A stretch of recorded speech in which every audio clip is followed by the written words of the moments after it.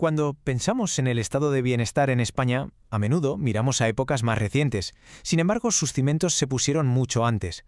Hoy vamos a analizar una pieza clave en esa construcción, el Instituto de Reformas Sociales, el verdadero arquitecto de las primeras políticas sociales en el país.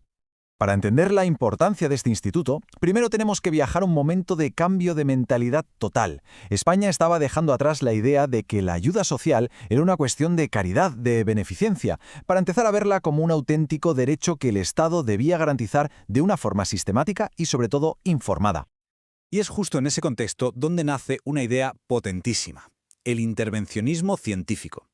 ¿Qué significaba esto? Pues básicamente que el Estado ya no iba a dar ayudas puntuales y ya, no. La idea era crear organismos permanentes para estudiar los problemas sociales a fondo, con datos, para diseñar leyes laborales coherentes y, muy importante, para crear una administración capaz de aplicarlas.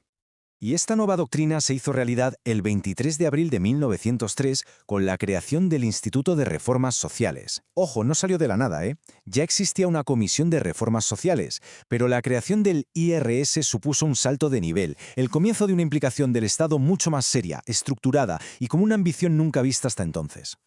Bueno, ¿y cómo era por dentro esta nueva institución? Vamos a ver su estructura, porque su diseño fue realmente innovador para la época y de hecho fue una de las claves de su éxito y de su enorme influencia posterior.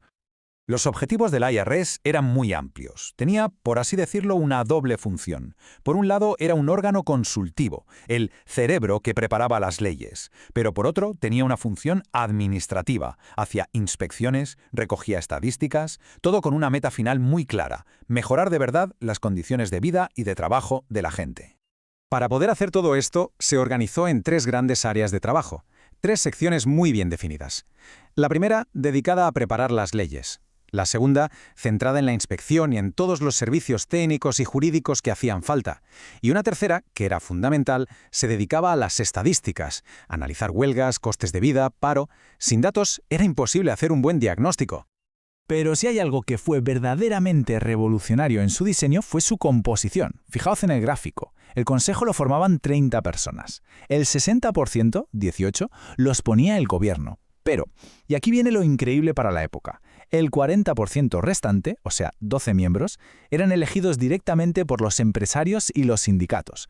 Meter a patronal y obreros en el mismo órgano de decisión fue un experimento de gobernanza único en la administración española de entonces. Y este punto es fundamental para entender por qué funcionó tan bien. Su eficacia no solo se debió a su buena organización, sino a la increíble mezcla de ideologías que había dentro. Imaginaos, en la misma mesa, debatiendo de forma técnica, tenías a republicanos, socialistas, conservadores, católicos. Esta pluralidad obligaba a buscar consensos y daba una legitimidad tremenda a todo lo que proponían. Bien, ya hemos visto la teoría, la estructura, pero ¿cuáles fueron los resultados prácticos de todo esto? Porque el instituto no fue solo un lugar de estudio, para nada. Fue un motor de cambio social que impulsó leyes que sentaron las bases de nuestro derecho del trabajo.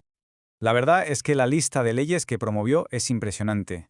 En 1904, por ejemplo, se estableció el descanso dominical. En 1907 se avanzó en la protección a la maternidad. En 1909, un hito absoluto, se reguló por primera vez el derecho a la huelga. Y en 1912 se prohibió el trabajo nocturno para las mujeres y se aprobó una ley muy curiosa que ahora vamos a ver.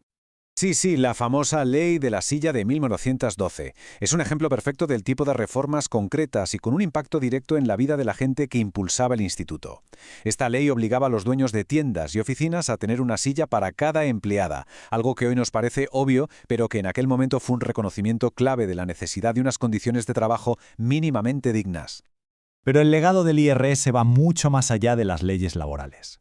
Su influencia fue tan grande que fue el germen de otra institución absolutamente capital para el sistema de protección social que tenemos hoy en España. Hablamos, claro, del Instituto Nacional de Previsión, el INPE, que se fundó en 1908. Y es clave entender que el INPE no fue una entidad aparte, nació directamente bajo el paraguas y el impulso del IRS.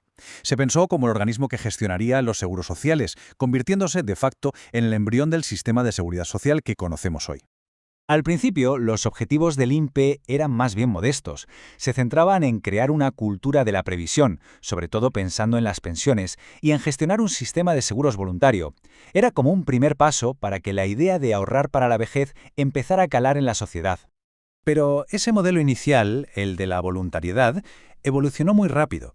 Y llegó un año que lo cambió absolutamente todo, 1919. En ese momento, el INSPE dio un giro de 180 grados. Se estableció el retiro obrero como algo obligatorio y se diseñó un plan para que también fueran obligatorios los seguros de enfermedad, invalidez y maternidad. Fue, sin duda, el paso definitivo hacia un sistema de protección social para todos. Ya para terminar, es importante tener una visión completa del instituto. Hay que reconocer sus logros, que fueron enormes, pero también ver los desafíos que tuvo que afrontar y cómo se fue transformando con el tiempo. Porque claro, un análisis riguroso tiene que señalar también sus limitaciones. A pesar de todas las leyes que impulsó y de crear un servicio de inspección en 1906, la realidad es que la falta de personal y de dinero limitó mucho la capacidad del Estado para hacer que esas nuevas leyes se cumplieran de verdad en todo el país. Una cosa era la ley y otra la práctica. Y además, el propio instituto cambió. La idea original, la de la colaboración entre patronos y obreros, se fue perdiendo. Tras una reorganización en 1919, se convirtió en un organismo más burocrático, más centralizado y con menos peso de la representación social. Fue un reflejo, al fin y al cabo, de las tensiones políticas de la época. El legado del Instituto de Reformas Sociales es, como vemos, complejo pero absolutamente fundamental. Su historia nos deja una pregunta en el aire. Ahora que afrontamos nuevas y enormes transformaciones sociales y laborales, ¿qué podemos aprender de aquella experiencia pionera sobre diálogo social, sobre la importancia de basar las políticas en datos y sobre cómo diseñar instituciones para afrontar los desafíos del presente?